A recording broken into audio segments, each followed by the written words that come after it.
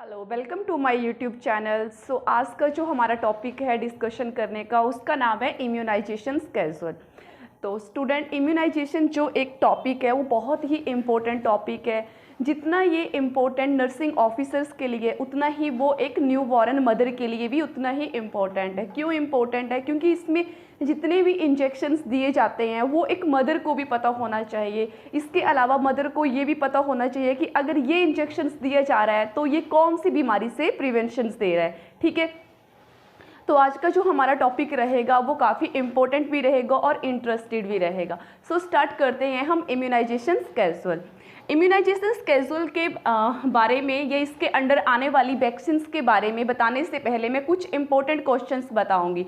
सबसे पहले तो इस इम्यूनाइजेशन से क्या क्वेश्चंस बनता है कि जो इम्यूनाइजेशंस है वो किस तरह की इम्यूनिटी प्रोवाइड करता है। ठीक है, जो इम्यूनाइजेशंस में जितने भी ड्रग्स दी जा रही है, जितनी भी वैक्सीन्स दी जा रही है, वो बच्चे को किस तरह की इम्यूनिटी प्रोवाइड कर रहा है। ठीक है, तो फर्स्ट इंपॉर्टेंट क्वेश्चन कौन सी प्रोवाइड कर रही है, तो ये इम्यूनाइजेशन जो है वो एक पैसिव आर्टिफिशियल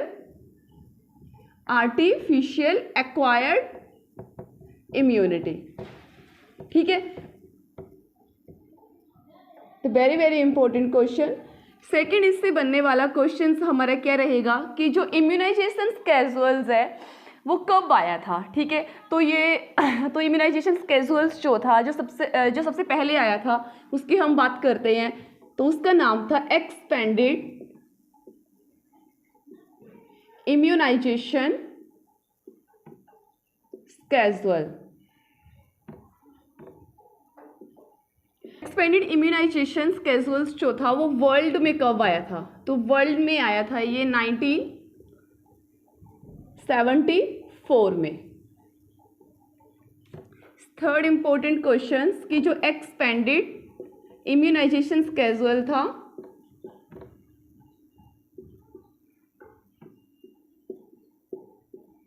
वो इंडिया में कब आया था, तो इंडिया में आया था 1978 में। इसके अलावा फोर्थ इंपॉर्टेंट क्वेश्चन कि यूनिवर्सली इम्यूनाइजेशन स्केड्यूल कब आया था,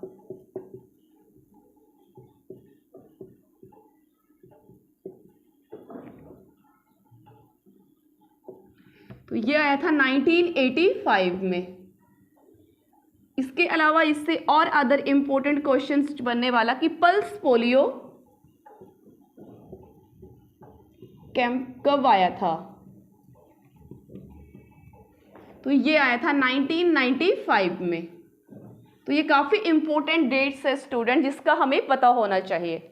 नेक्स्ट, इससे बनने वाला इम्पोर्टेंट क्वेश्चंस कि जो इम्यूनाइजेशन प्रोग्राम था, पहले तो स्टूडेंट ये ओनली 6 किलर डिजीज़ को प्रिवेंट करता था, लेकिन अभी जो न्यू इसमें इन्वेंशंस हुई है उसके अकॉर्डिंग ये 7 किलर डिजीज़ की प्रिवेंशन करता है। तो हमारा क्वेश्चन क्या बनेगा कि इम्यूनाइजेशन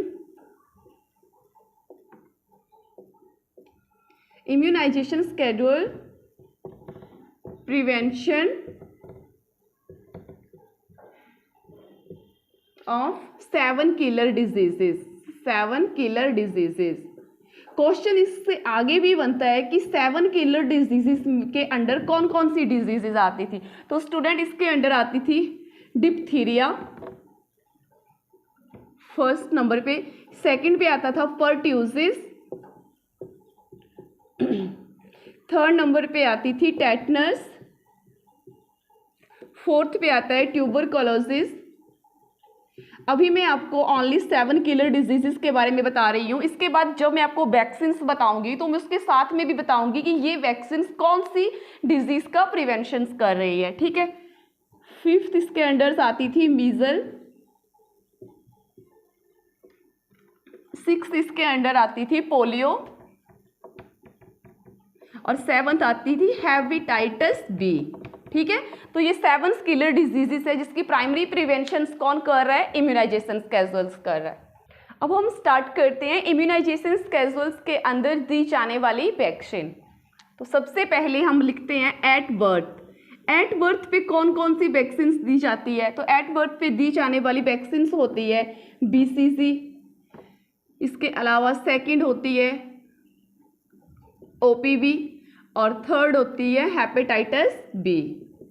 अब बात करते हैं कि इसकी डोज की। तो BCG की जो डोज होती है 0.05 ml होती है। OPV की कितनी डोज होती है? 2 ड्रॉप्स होती है। और हेपेटाइटिस बी की 0.5 ml होती है। अब बात करते हैं कि इनका रूट क्या होता है। तो अगर रूट की बात करें तो BCG वैक्सीन को कहाँ दिया जाता है? अपर आर्म में दिया जाता है। और यही एक ऐसी वैक्सीन होती है जो कि लाइफ टाइम के लिए अपना स्कार छोड़ देती है। बात करें अगर OPV तो इसका रूट क्या होता है? ओरल रूट होता है।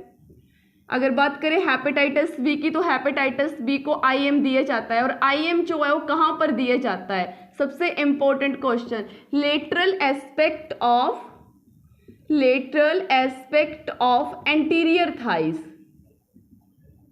स्टूडेंट यहाँ से एक बहुत इंपॉर्टेंट क्वेश्चन बनता है कि जब तक बच्चा 3 इयर्स का है तो तब तक तो हम उसको जो IM इंजेक्शंस दे रहे हैं वो anterior aspect of the thighs पे ही देंगे। लेकिन आफ्टर 3 इयर्स जो बच्चे को दिए जाने वाला IM इंजेक्शंस होगा उसको हम डॉर्सोग्लूटियल रूट से दे सकते हैं, ठीक है। लेकिन जब तक बच्चा 3 साल का नहीं है तब तक एंटीरियर या फिर lateral aspect of anterior thigh पे ही इंजेक्शंस दिया जाता है, ठीक है। तो ये एट बर्थ पे दिए जाने वाले इंजेक्शंस है। बात करते हैं कि हेपेटाइटिस बी की जो वैक्सीन होती है वो लिक्विड होती है, तो इसको डिल्यूट करने के लिए किसी भी सॉल्यूशंस का यूज़ नहीं किया जाता। लेकिन बात करें अगर BCG की, तो BCG की जो वैक्सीन होती है वो लिम्फोलाइज्ड होती है और इसको जो है वो डिल्यूट करने के लिए लिए जाने वाला जो हमारा कंटेंट होता है वो कौन सा होता है? Normal lines. ये क्वेश्चंस बहुत ही इंपॉर्टेंट है और बहुत ज़्यादा कॉम्पिटिटिव एग्जाम में ये क्वेश्चंस बनता है कि कौन सी चीज़ से साथ जो है वो BCG की वैक्सीन को डिल्यूट किया जाता है। तो नॉर्मल सलाइन के साथ डिल्यूट किया जाता है। सेकेंड, अब हम बात करते हैं 6 वीक की कि 6 वीक पे कौन कौन से इंजेक्शंस दिए जाते हैं। तो 6 वीक पे दिए जाने वाले इंजेक्शन, एक तो आ जाएगा हमारा पेंटावेलेंट की अगर हम नॉर्मली बात करें तो पेंटावेलेंट के अंदर कितनी वैक्सीन दी जाती है पहले तो हमें ये पता होना चाहिए। पेंटावेलेंट के अंदर जो है वो 5 वैक्सीन दी जाती है। कौन कौन सी दी जाती है? तो डिप्थीरिया की दी जाती है, पर्ट्यूसिस दी जाती है, टेटनस दी जाती है, इसके अलावा हिब दी जाती है और इसके अलावा जो है इसमें 5th दी जाती है हेपेटाइटिस बी। तो ये 5 की 5 वैक्सीन जो होती है उसकी एक ही वैक्सीन के अंदर 5 की 5 बीमारियों की प्रिवेंशन हो जाती है। तो ये पेंटावेलेंट वैक्सीन के नाम से इसको जानते हैं, ठीक है। अब हम बात करें सेकंड कौन सी दी जाती है इसमें, तो इसमें OPV की डोज दी जाती है। थर्ड दी जाने वाली वैक्सीन होती है, इसमें रोटा वायरस दिया जाता है, रोटा वायरस की वैक्सीन दी जाती है। फोर्थ पे इसमें PCB क्या होता है? न्यूमोकोकल वैक्सीन होता है। इसकी फुल फॉर्म में लिख देती हूँ, न्यूमोकोकल वैक्सीन। और 5th पे कौन सी दी जाती है इसमें? तो फ्रिक्शनल IPV। और 6th पे हम कौन सी वैक्सीन देते हैं इसमें? अगर एट बर्थ के टाइम BCG नहीं दी गई हो तो उसको 6 वीक पे दे सकते हैं हम, लेकिन इसकी डोज में थोड़ा सा वेरिएशंस होगा। लेकिन स्टूडेंट अगर हम लेटेस्ट इम्यूनाइजेशन स्केड्यूल्स को देखें तो उसके अकॉर्डिंग जो BCG है उसको 1 ईयर तक ही दे सकते हैं। 1 ईयर के बाद जो है वो BCG का इंजेक्शन बच्चे को एडमिनिस्टर नहीं करना है, ठीक है। लेकिन 1 ईयर्स के बीच में हम दे सकते हैं, ठीक। लेकिन एट बर्थ पे दे रहे हैं तब उसकी डोज कितनी होगी? 0.05 ml।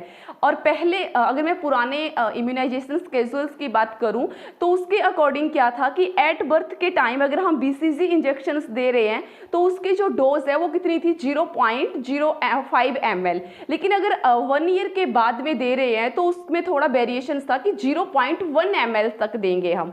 लेकिन अभी जो है जो लेटेस्ट इम्यूनाइजेशन स्केड्यूल के अकॉर्डिंग हम देखें तो उसके अकॉर्डिंग 1 ईयर के आफ्टर दैट BCG की वैक्सीन नहीं एडमिनिस्टर कर सकते हैं, ठीक है।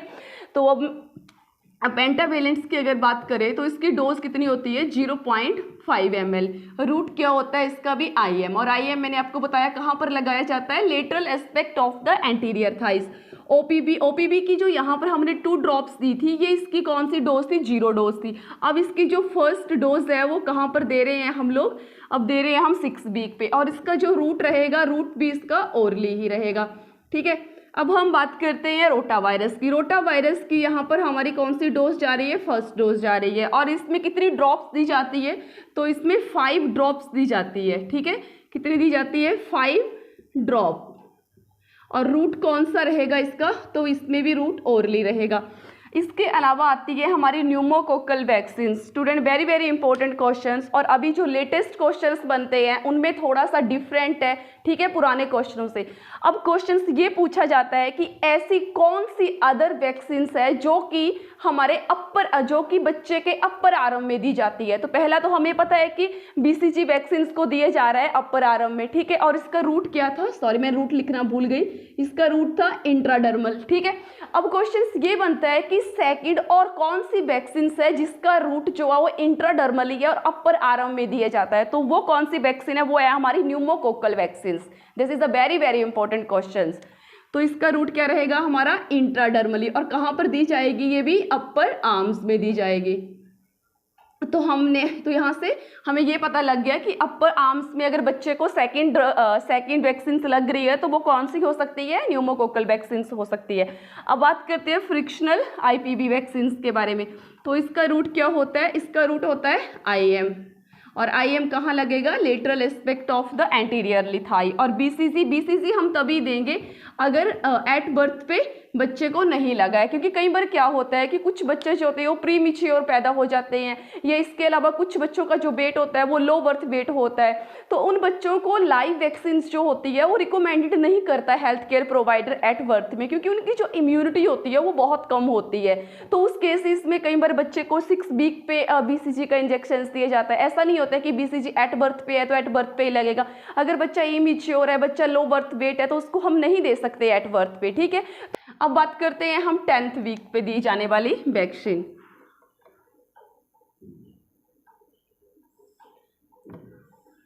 10th वीक पे दी जाती है। एक तो दी जाएगी इसमें रोटा वैक्सीन, सेकंड दी जाएगी इसमें OPV, और थर्ड दी जाएगी यहाँ पर पेंटावेलेंट। तो स्टूडेंट, आपको पता ही है कि रोटा वायरस कितने दी जाएगी? 5 ड्रॉप। रूट कौन सा होगा? ओरली। OPV 2 ड्रॉप, और ये इसकी सेकेंड डोज जा रही है, और रूट कौन सा होगा? ओरली। और पेंटावेलेंट ये इसकी सेकेंड डोज जा रही है, ये 0.5 ml, और ये IM जाए कहाँ पर? Anteriorly aspect of the thighs. अब बात करते हैं हम 14 वीक्स की।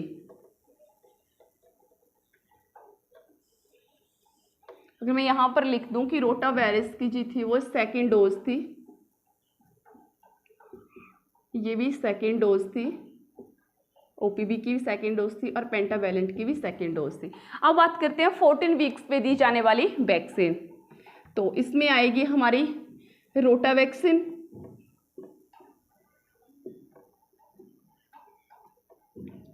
कितनी दे रही है हम? 5 ड्रॉप।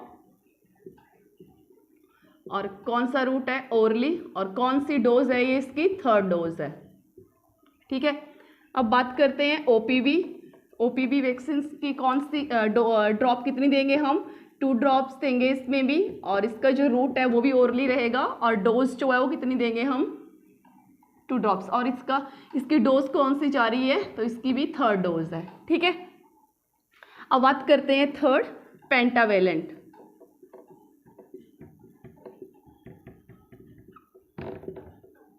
पेंटावेलेंट कितना दे रहे हैं हम? 0.5 ml, और इसका रूट क्या है? IM, और डोज कितनी है?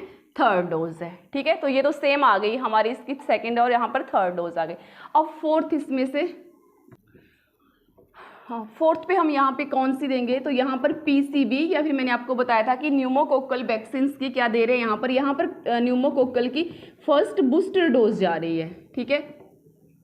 बूस्टर डोज दे रहे हैं हम, और कैसे दे रहे हैं? 0.5 ml दे रहे हैं, और रूट क्या रहेगा? इंट्राडर्मली रहेगा, ठीक है। और इसकी ये सेकेंड डोज है, ठीक है। अब बात करते हैं फिफ्थ। तो फिफ्थ इस पे FI फ्रिक्शनल IPV की हम 0.5 ml दे रहे हैं, और इसका जो रूट रहेगा वो IM रूट है, और इसकी जो डोज है वो सेकेंड डोज है, ठीक है। अब बात करते हैं कि अगर IPV हमने अगर 6th वीक पे FIPB की वैक्सीन्स नहीं दी है तो फिर हम यहाँ पर कौन सी वैक्सीन्स और एक्स्ट्रा देंगे, तो फिर हम इनएक्टिवेटेड पोलियो वैक्सीन्स की वैक्सीन्स देंगे, ठीक है। और इसमें भी रूट क्या रहेगा, IM रहेगा। और ये इसकी फर्स्ट डोज गई। लेकिन स्टूडेंट यहाँ पर ध्यान रखने बात ये है कि जो इनएक्टिव पोलियो वैक्सीन्स है, जो मैंने 6th नंबर पे IPB करके लिखा हुआ है, इसको हम तभी देंगे अगर 6th वीक पे, जो मैंने आपको पिछली स्लाइड में बताया था कि अगर 6th वीक में हमने फ्रिक्शनल IPB वैक्सीन्स को नहीं दिया गया है तो हम यहाँ पर देंगे। लेकिन अगर हमने इसको दिया हुआ है तो हम फिर IPB नहीं देंगे, ठीक है। अब हम लिखेंगे 9th मंथ में दी जाने वाली वैक्सीन। 9th मंथ में कौन सी वैक्सीन दी जाती है, फर्स्ट मीजल, ठीक है। कितनी दी जाती है ये, 0.5 ml। रूट क्या होता है इसका, सबक्यूटेनियसली। और अभी तक इसकी कौन सी डोज है, ये फर्स्ट डोज जा रही है। सेकेंड इसमें कौन सी दी जाती है, सेकेंड वैक्सीन कौन सी दी जाती है, विटामिन ए की। विटामिन ए की हम किस रूट से देंगे, हाँ सबसे इम्पोर्टेंट स्टूडेंट मैं आपको थोड़ा सा बताना चाहूँगी विटामिन ए का। विटामिन ए की जो फर्स्ट डोज होती है वो 9th मंथ पे जाती है। इसके अलावा इसकी 9 डोजेस होती है, लेकिन जो इसकी फर्स्ट डोज होगी वो 1 लाख इंटरनेशनल यूनिट होगी।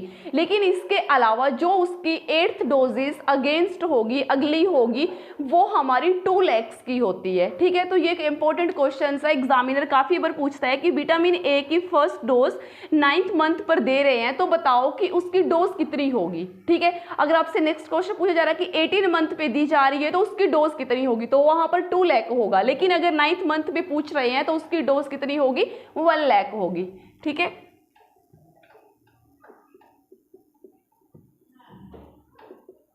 ओरल रूट रहेगा और ये इसकी फर्स्ट डोज आएगी।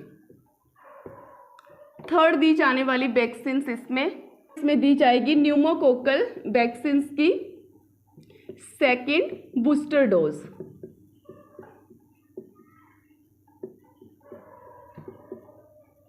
Zero 0.5 ml route intradermally. और ये इसकी कौन सी डोज थी, मतलब इसकी थर्ड डोज थी। अब बात करते हैं हम 16 to 24 मंथ। तो इसमें हम देंगे मीजल की, अगेन रिपीटेड होगी। मीजल की कितनी, 0.5 ml रूट सबक्यूटेनियसली। और डोज इसकी कौन सी होगी, ये सेकेंड डोज होगी। सेकेंड यहाँ पर हम DPT की बूस्टर डोज देंगे। कितनी देंगे, 0.5 ml। रूट क्या होगा, IM रूट होगा इसमें भी इसका। हाँ, अब अगर हम डोज की बात करें कि इसमें कौन सी डोज जा रही है, तो स्टूडेंट जैसे कि आपने पढ़ा कि हमने 6 वीक पे फर्स्ट पेंटावेलेंट दिया जिसके अंडर हमारा DPT वैक्सीन आती थी। उसके बाद हमने 10 वीक पे DPT दिया जो कि पेंटावेलेंट के अंडर में आ रहा था, ठीक है। उसके अलावा हमने पेंटावेलेंट कब दिया, 10th वीक पे भी हमने पेंटावेलेंट दिया। तो 6 पे दिया, 10th पे दिया और हमने 14 पे दिया। तो 3 डोजेस जो है DPT की हम दे चुके हैं। तो यहाँ पर हम कौन सी डोज दे रहे हैं, 4th डोज, ठीक है। तो यहाँ पर 4th डोज जा रही है DPT की। थर्ड यहाँ पर OPV की बूस्टर डोज देंगे, 2 ड्रॉप्स ओरली। इसकी भी हमारी 4th डोज जा रही है। अगर आप सोच रहे होगे कि इसकी फिफ्थ नहीं है स्टूडेंट, जो एट बर्थ पे दी गई थी वो 0 डोज थी, ठीक है। तो वो फर्स्ट जो थी वो 6 वीक्स पे दी, सेकंड जो थी वो 10th वीक्स पे दी, थर्ड जो थी वो कितने वीक्स पे दी, 14 वीक्स पे दी, और फिफ्थ जो है वो थर्ड दी, और फोर्थ जो है वो इसकी फर्स्ट बूस्टर डोज गई, वो कौन से वीक पे गई थी, 16 to 24 मंथ में दी। अब इसमें MMR की वैक्सीन देंगे, ये भी हम 0.5 ml ही देंगे, सबक्यूटेनियसली रूट रहेगा इसका भी, और ये इसकी फर्स्ट डोज है। अब नेक्स्ट 5 to 6 ईयर, तो 5 to 6 ईयर में क्या जाती है, DPT की सेकेंड बूस्टर डोज जाएगी,